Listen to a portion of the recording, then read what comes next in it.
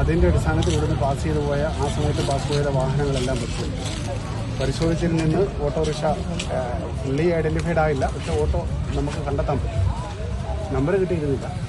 തുടർന്ന് ഏകദേശം ഒരു 100ഓളം CCTV ദൃശ്യങ്ങൾ പരിശോധിച്ചതിൽ നിന്ന് ഓട്ടോയെ ഐഡൻറ്റിഫൈ ചെയ്യാൻ പറ്റുന്ന കുറേ ക്യാരക്ടേഴ്സ് നമുക്ക് ഓട്ടോയിൽ നിന്ന് മനസ്സിലായി. അങ്ങനെ ഓട്ടോ ഐഡൻറ്റിഫൈ ചെയ്ത് അത് ചേസ് ചെയ്ത് അതിൻ്റെ പ്രതിയെ വെരിഫൈ ചെയ്തു.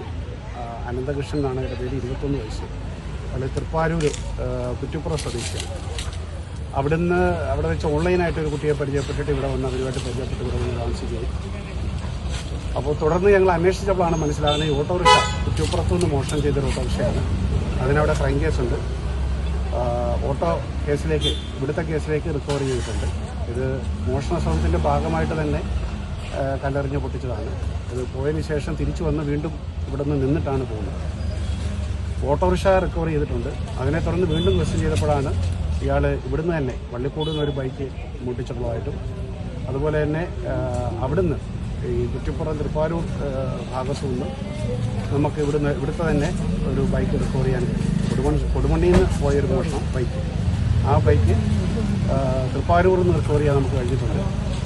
വള്ളിക്കൂട് നിന്ന് പോയ ബൈക്ക് അടൂരിൽ നിന്ന് റിക്കവർ ചെയ്യാൻ പറ്റിയിട്ടുണ്ട്. കുറ്റിപ്പുറത്തെ ഓട്ടോറിക്ഷ നമുക്ക് ഈ കേസിൻ്റെ ഭാഗമായിട്ട് റിക്കവർ ചെയ്യാൻ കഴിഞ്ഞിട്ടുണ്ട്. അനന്തകൃഷ്ണൻ എന്നാണ് പ്രതിയുടെ പേര്, 21 വയസ്സുണ്ട്. ഇന്ന് വൈകിട്ട് നടപടിക്ക് ശേഷം കോടതി ഹാജരാക്കി. ഈ ഓട്ടോറിക്ഷയിൽ